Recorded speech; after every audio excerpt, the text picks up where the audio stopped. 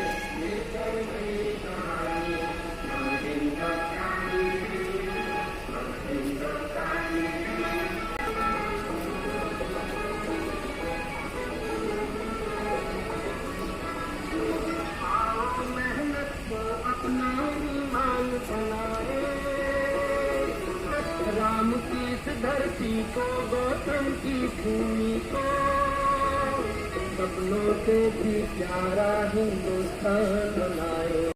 मातरम मातरम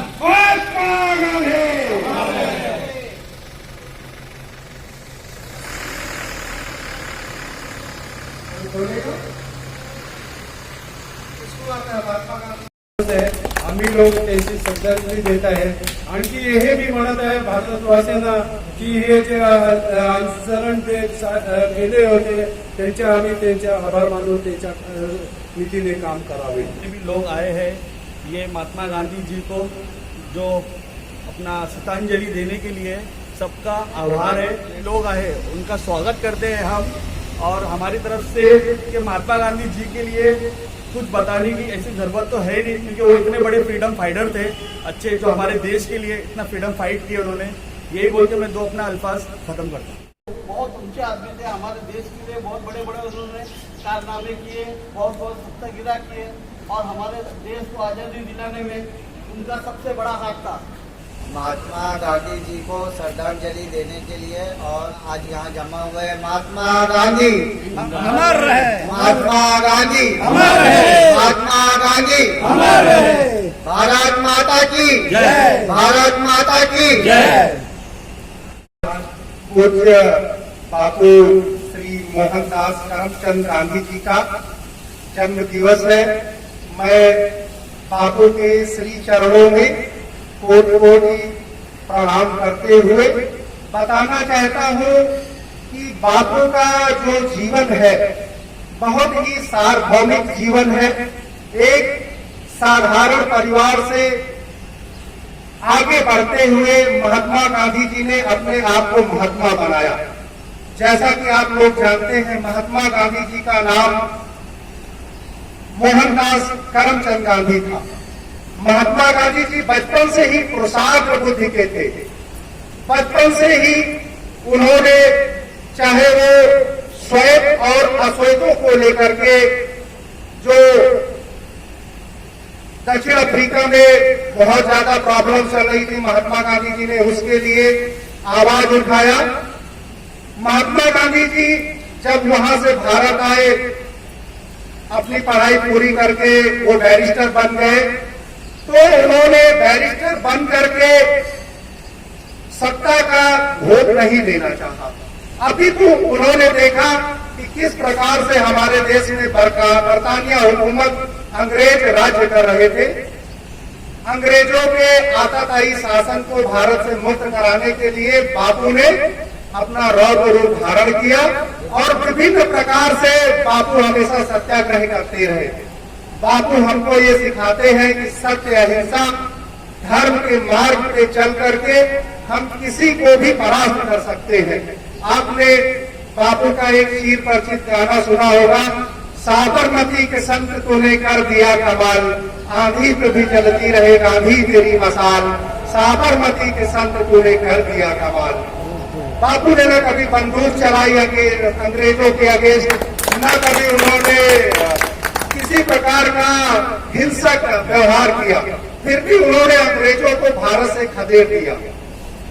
आज बापू के इन सारे नियमों का हमारे युवाओं को स्मरण करने की जरूरत है। मैं अपने कार्यकर्ताओं को, सारे पदाधिकारियों को आज एक चीज आदेशित करता हूं कि आप लोग बिना किसी परिवार के, मतलब मेरा कहने का मतलब है कि आपके मन में सत्ता का अहंकार, पद का अहंकार नहीं आना चाहिए। व्यक्ति अपने आदर्शों से बड़ा होता है। व्यक्ति ना पैसे से बड़ा होता है, ना बड़े कुल में जन्म लेने से बड़ा होता है, ना बड़ी बड़ी गाड़ियों से बड़ा होता है। व्यक्ति हमेशा अपने आदर्शों से बड़ा होता है। और अगर आप सभी लोग जनता की सेवा करने के लिए आए हैं तो आप लोगों को पहले अहंकार से बाहर उठना पड़ेगा और परहित सरिस धर्म नहीं भाई, इस वचन को सिद्ध करना पड़ेगा कि पराये हित के समान दूसरा कोई हित नहीं होता है। और आज इसी के साथ पूर्व प्रधानमंत्री पूज्य श्री लाल बहादुर शास्त्री जी का भी जन्म दिवस है। लाल बहादुर शास्त्री जी ने हमको चिर परिचित नारा दिया था, जय जवान जय किसान का नारा देने वाले पूर्व प्रधानमंत्री लाल बहादुर शास्त्री जी जैसा ना कोई प्रधानमंत्री था, ना हुआ है, ना होगा, ना भूतो न भविष्यतो न वर्तमान, ऐसा प्रधानमंत्री ना हुआ है ना होगा।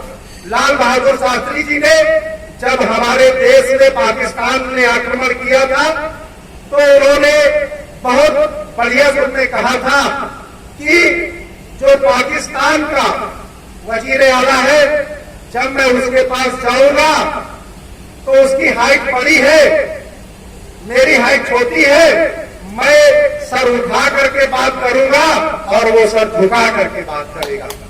क्योंकि लाल बहादुर शास्त्री जी ने अपने पैरों से भारत का सर हमेशा ऊंचा किया है। उन्होंने जब हमारे देश में हरित क्रांति नहीं थी, हमारा देश उस समय अन्न के प्रभाव से जूझ रहा था, हमारे देश में हरित क्रांति नहीं थी। लाल बहादुर शास्त्री जी ने देश के सभी लोगों से बोला था कि आप एक टाइम का उपवास रखिए, क्योंकि उस टाइम हरित क्रांति नहीं थी, हमारे देश में इतना ज्यादा पैसा नहीं था, तब गेहूं नहीं होते थे, लोगों को मालूम है, लोग बाजरा खाया करते थे, चने खाया करते थे, तब गेहूं किसी किसी के पास हुआ करता था।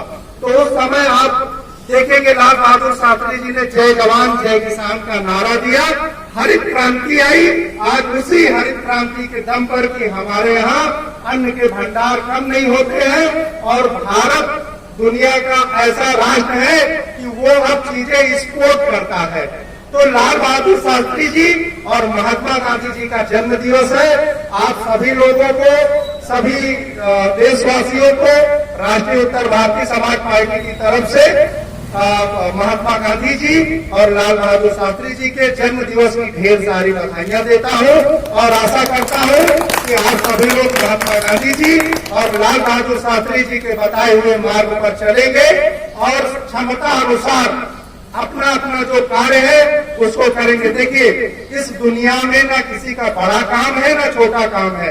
एक झाड़ू लगाने वाला व्यक्ति का समाज में उतना बड़ा ही कंट्रीब्यूशन है जितना कि प्रधानमंत्री, मुख्यमंत्री और मंत्री का होता है। कोई भी काम आप लोग छोटा समझ करके मत करिए। इस दुनिया में अगर आप छोटा सा भी देश के लिए कंट्रीब्यूशन करते हैं तो वो हमारे देश के लिए एक बहुत बड़ी बात है।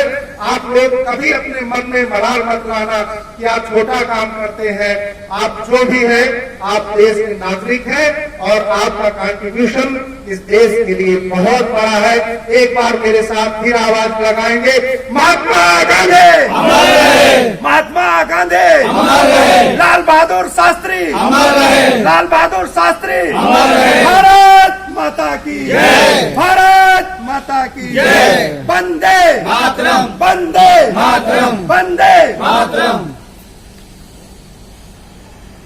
देखिए, सबसे पहले मैं सभी देशवासियों को, समस्त भारतवासियों को बापू के जन्म दिवस की और पूज्य लाल बहादुर शास्त्री जी के जन्म दिवस की हार्दिक हार्दिक बधाई देता हूं और देशवासियों से यह अनुग्रह करता हूं कि बापू ने हमें सत्य, अहिंसा और धर्म का जो पाठ पढ़ाया है और आदरणीय लाल बहादुर शास्त्री जी ने जो जय जवान जय किसान का वीरतापूर्ण नारा दिया है, आज समस्त देशवासियों को उनके बताए हुए सिद्धांतों पर चलना चाहिए। देखिए, ऐसा है कि फ़ोटो हर जगह लगी होती है, लेकिन आज हमारे समाज को ज़रूरत है कि उनके आदर्शों को अपने दिल में बिठाया जाए। देखिए, महात्मा गांधी जी के करोड़ों आदर्श थे, लाल बहादुर शास्त्री जी के करोड़ों आदर्श थे जो वो अपनी बातों में करते थे। आज सभी लोगों को, मैं एक व्यक्ति की बात नहीं करता हूँ, एक छोटे से लेकर के बड़े व्यक्ति को अपना रोल अदा करना होगा अगर भारत को आगे बढ़ाना है। देखिए, महात्मा गांधी जी एक सिद्धांत है, लाल बहादुर शास्त्री जी एक सिद्धांत हैं। महात्मा गांधी जी जिस प्रकार से अंग्रेज़ों के अगेंस्ट, बरतानिया हुकूमत के अगेंस्ट लड़ते रहे, लेकिन उन्होंने कभी हिंसा का सहारा नहीं लिया। तो आज हमारे देश में, हमारे देश के लोगों को सोचना पड़ेगा कि हम कितना ज़्यादा अहिंसा के मार्ग में चलते हुए हिंसा करने वाले लोगों को के खिलाफ खड़े हों। आज आप देखेंगे बहुत से राष्ट्र हिंसा में जूझ रहे हैं। आज उन राष्ट्रों का अस्तित्व खत्म होने के कगार में है। तो भारत को ये अनुसरण करना होगा कि हम अगर महात्मा गांधी जी के बताए हुए मार्ग पर चलेंगे, तभी ये हमारा भारत विश्व गुरु ऐसे ही बनता चला जाएगा और एक दिन ऐसा आएगा कि हम महाशक्ति बनेंगे। सर, लाल बहादुर शास्त्री जी के स्मारक पर भी आप जाकर कई घंटों बैठे करते थे, ऐसा जानकारी मिली है, क्या कहना चाहेंगे, क्या सोच होती थी जब उनके स्मारक के पास बैठते थे? देखिए, ऐसा है कि लाल बहादुर स्मारक दिल्ली में है और इत्तेफाक से मुझे वहाँ बहुत जाने का अवसर मिला है। आप सही कह रही हैं। देखिए, जैसे ही उस प्रांगण के अंदर, उस प्रांगण की एक सच्चाई है, मैं आपको बताता हूँ, जैसे ही व्यक्ति उस प्रांगण के अंदर घुसता है, वो पूर्ण रूप से वीरता से परिपूर्ण हो जाता है और उसके रोम रोम में आदरणीय शास्त्री जी ने जो ईमानदारी का पाठ पढ़ाया, शास्त्री जी ने बताया कि रियल में एक प्रधानमंत्री को होना कैसे चाहिए। वो शास्त्री जी जानते थे कि प्रधानमंत्री का रोल क्या है, प्रधानमंत्री कैसा होना चाहिए। जैसे सभी को लेकर के चलना, देश हित के लिए कार्य करना, देश को बंटवारे से बचाना और जब वक्त आ जाए तो उसी प्रकार से दुश्मन राष्ट्रों को जवाब देना, ये शास्त्री जी से सीखना चाहिए। और शास्त्री जी की मैं सादगी बताता हूँ, कभी आप लोगों को जानने का मौका मिले तो आप लोग भी उस स्मारक में जाइए।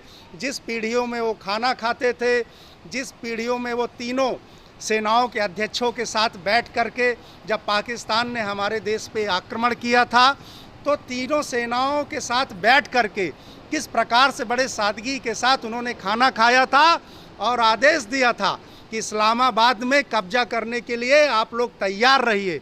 जिस प्रकार से उन्होंने हमारे देश के तीनों अध्यक्षों को, राष्ट्राध्यक्षों को प्रोत्साहन दिया था, वो शास्त्री स्मारक में एक एक चीज़, उनकी आज़ादी, वो आज़ादी के प्रति भी फ्रीडम फाइटर थे आज़ादी के समय में, और उनकी धर्मपत्नी जी किस प्रकार से उनका साथ देती थी। आप लोग शास्त्री स्मारक में जाएंगे तो बहुत कुछ देखने को मिलेगा, और गांधी स्मारक में जाएंगे तो वहाँ पर भी बहुत सारी, साबरमती आश्रम में भी आपको बहुत सारी चीज़ें देखने को मिलेगा।